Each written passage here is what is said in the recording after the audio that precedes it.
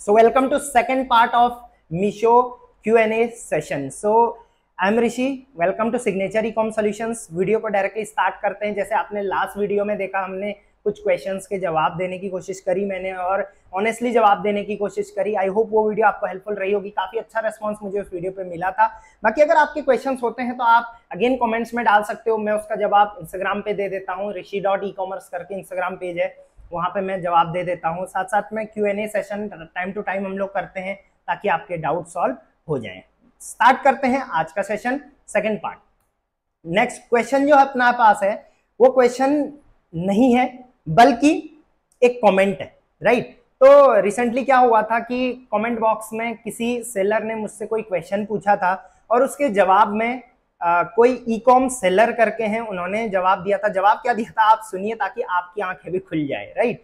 तो जवाब था, वो हमारे लिए बोल रहे हैं, मतलब मेरी कंपनी के लिए, मेरे लिए बोल रहे हैं कि इन्होंने मेरी एक फ्रेंड का लॉस भी करा दिया 15,000 का। Don't take any services from them account manager. आप यूट्यूब से जितना सीख सकते हो बाय मैनेजर मत लेना कभी भी, बाकी इनसे कभी मत लेना। अगर लेना है तो फ्लिपकार्ट या अमेजोन के थ्रू जो मिलता है उनसे लो।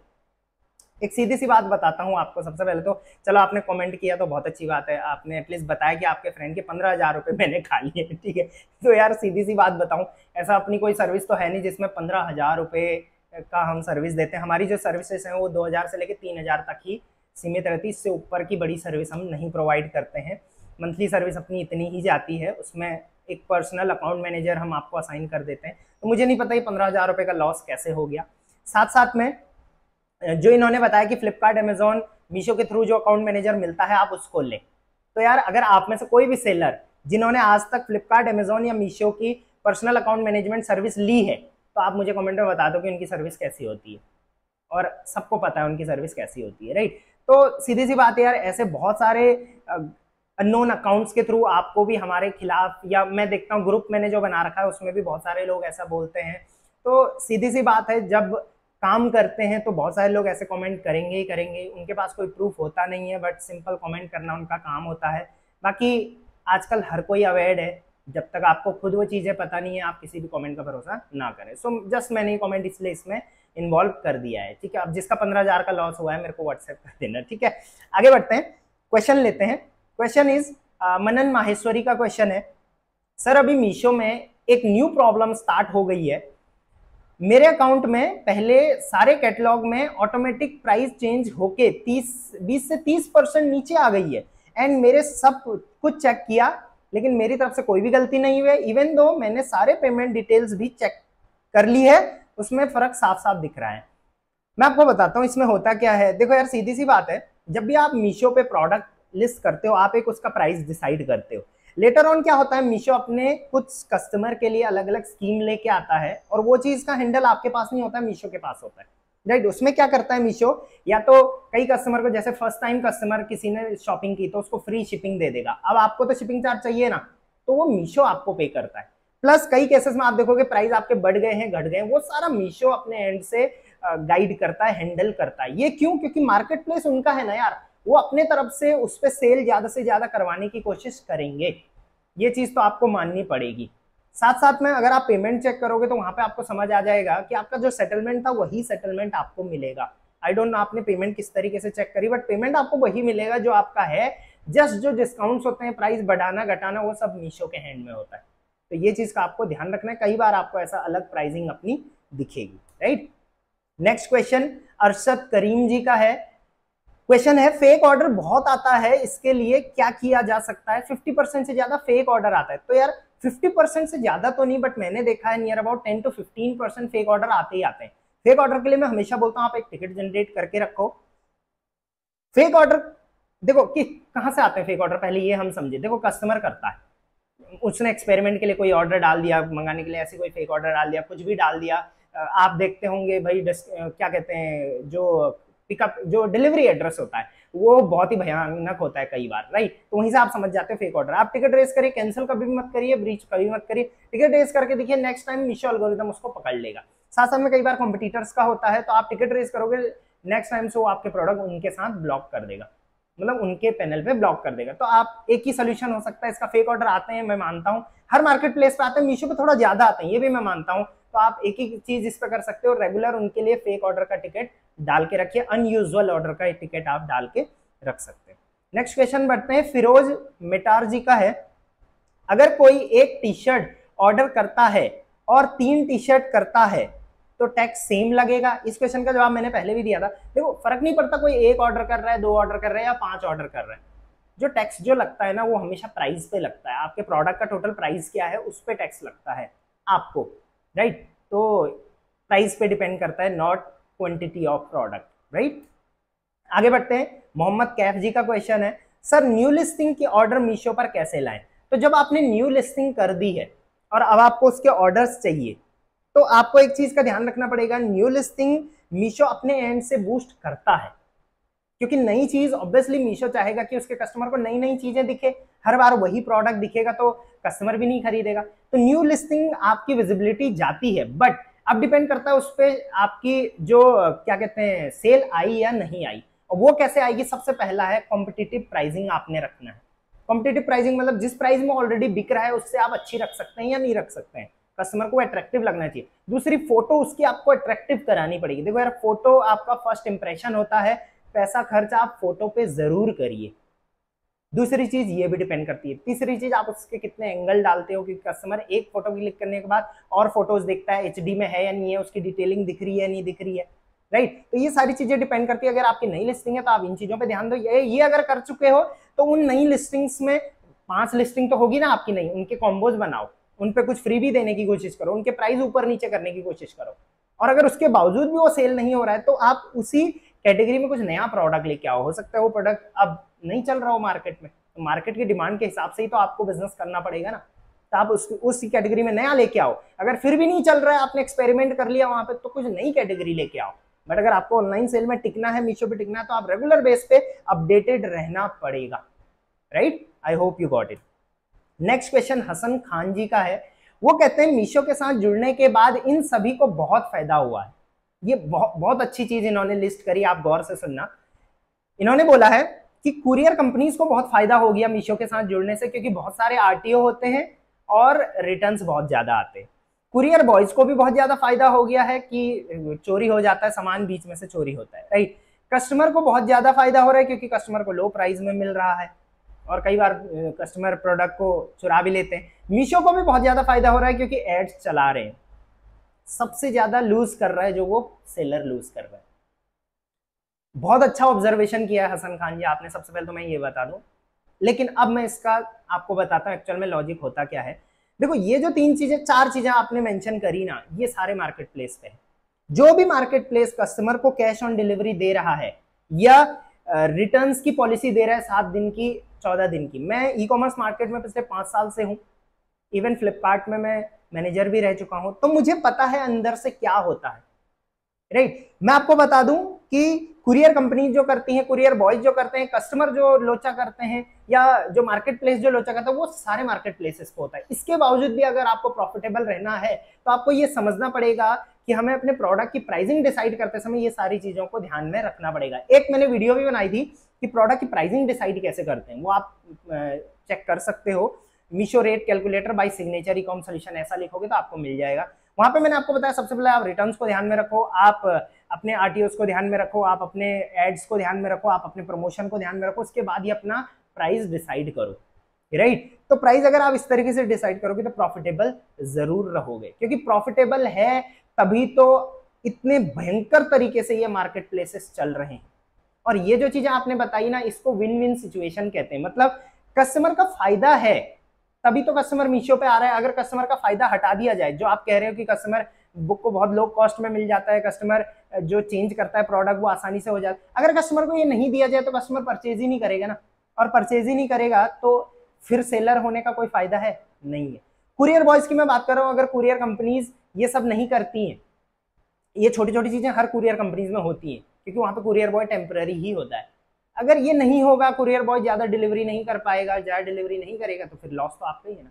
तो इन सब चीजों के एक कहते हैं ना पॉजिटिव व्यू भी है और नेगेटिव व्यू भी है। अब आप या तो नेगेटिव व्यू लेके बिजनेस करना बंद कर दो, या तो पॉजिटिव व्यू को लेके आगे बढ़ा के बिजनेस को अपना सटीक तरीके से रन करना स्टार्ट करें। I hope you got it.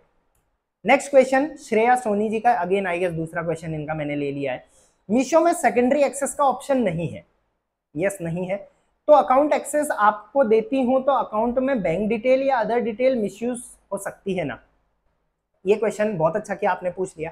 देखो जैसे आपने देखा होगा अमेजॉन फ्लिपकार्ट जैसे मार्केट प्लेसेस में सेकेंडरी ऑप्शन का एक मतलब पॉइंट होता है, एक ऑप्शन होता है जहां पे हम किसी और को अपने अकाउंट का एक्सेस दे सकते हैं विद मेल आईडी, जहां पे हम आईडी पासवर्ड नहीं शेयर करते हैं। बट मीशो पे अभी ऐसा नहीं है, आई होप जल्दी ही आ जाएगा और आना भी चाहिए, राइट। तो मीशो पे क्या ऐसा ऑप्शन नहीं है तो कोई चेंज तो नहीं कर देगा। देखो सीधी सी बात है, अगर हम कोई भी डिटेल चेंज करते हैं, देखो सबसे मेन तो है बैंक डिटेल, तो मैं आपको बता दूं बैंक डिटेल कोई भी चेंज नहीं कर पाएगा, क्योंकि चेंज करने के लिए भी एक ओटीपी की जरूरत होती है, वो आपके पास ही आता है। पहली चीज, चलो ये नहीं भी हटा भी सकते हैं, एक बार इसके भूल भी जाते हैं। दूसरी चीज, मान के चलो जीएसटी आपका है तो अकाउंट नंबर आपका ही लगेगा।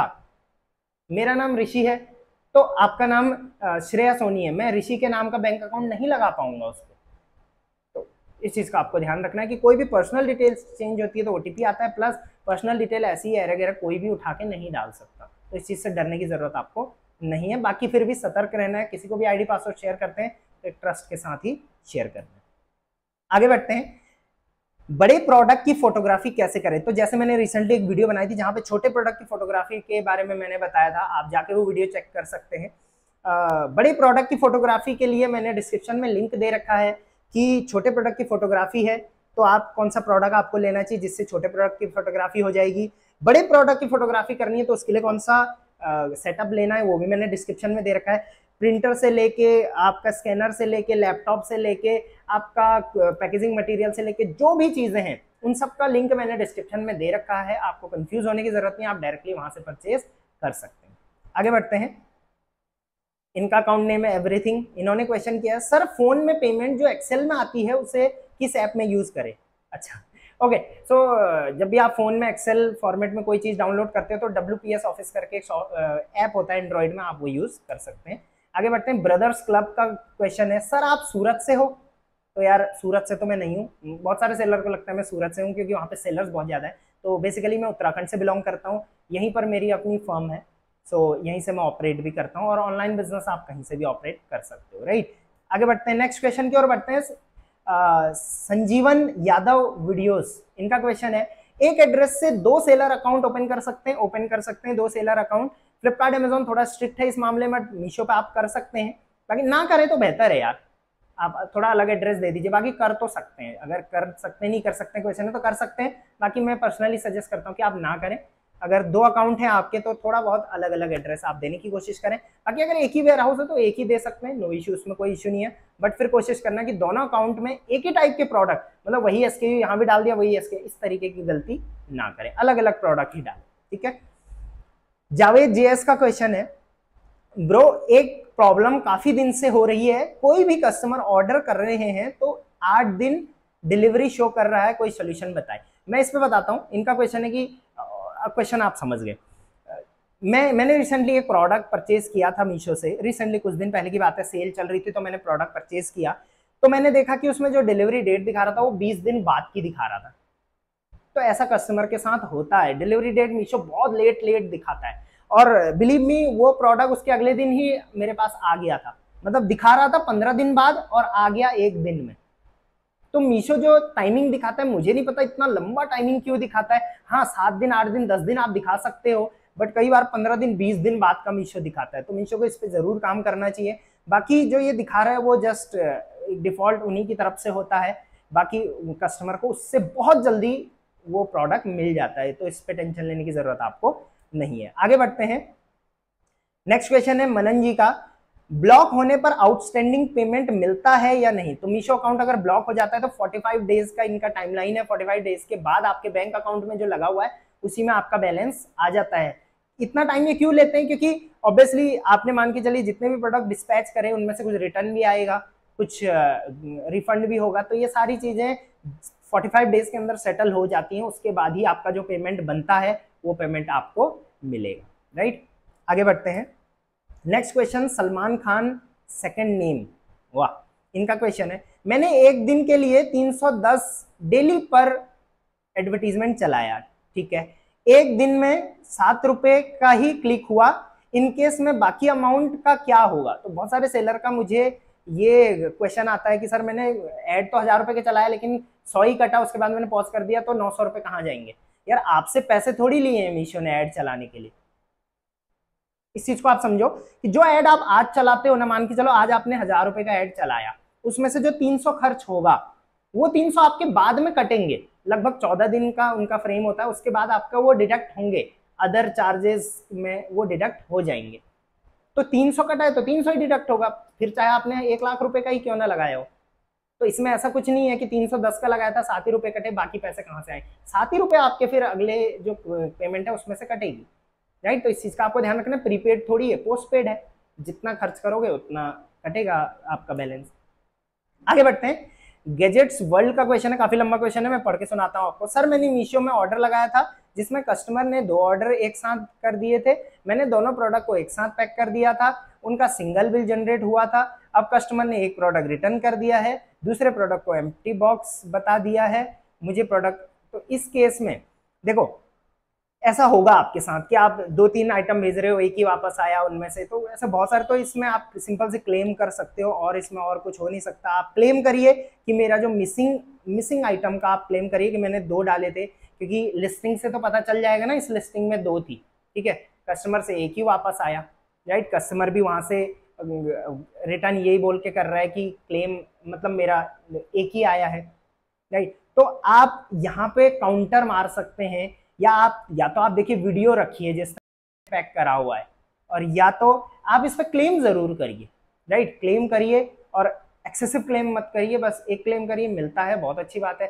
नहीं मिलता है तो अगली बार ये सीख जरूर रखिए कि आपको प्रोडक्ट की वीडियो हमेशा प्रॉपर बनानी है, चाहे वो रिटर्न एक्सेप्ट करते समय हो, चाहे वो पैकिंग करते समय हो।